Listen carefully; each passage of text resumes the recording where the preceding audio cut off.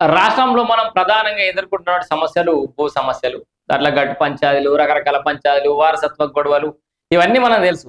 అయితే వీటితో పాటు డబల్ రిజిస్ట్రేషన్‌లు. ఒక ఇప్పుడు ప్లాట్ ఒకసారి ఒక్కళ్ళకి అమ్మినామంటే, ఆ తర్వాత వాళ్ళ వారసులొచ్చి ఇది నా జాగనని వాళ్ళు ఇంకొకళ్ళకి అమ్ముడు. ఆ!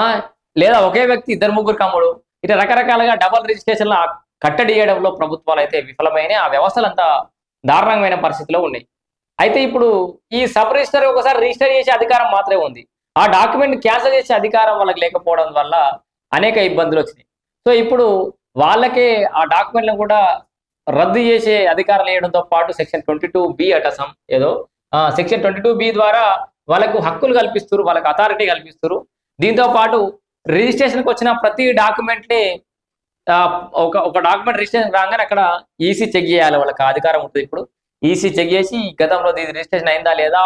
యాజమాన్య హక్కులు ఎవరి దగ్గర ఉన్నాయని క్లియర్‌గా చెక్ చేసిన తర్వాతనే రిజిస్ట్రేషన్ చేయాలని చెప్పేసి అయితే ప్రభుత్వం చెప్తోంది. ఇకపై డబుల్ రిజిస్ట్రేషన్‌లకు చెక్ అని చెప్తున్నారు. ఎట్లా చెక్ పెడతారో చూద్దాం. రిజిస్ట్రేషన్ చట్టం 1908కి సవరణ చేయాలని సర్కార్ నిర్ణయం చేసింది. సెక్షన్ 22(b) అమల్లోకి వస్తే సబ్ రిజిస్ట్రార్‌లకు పలు అధికారాలు.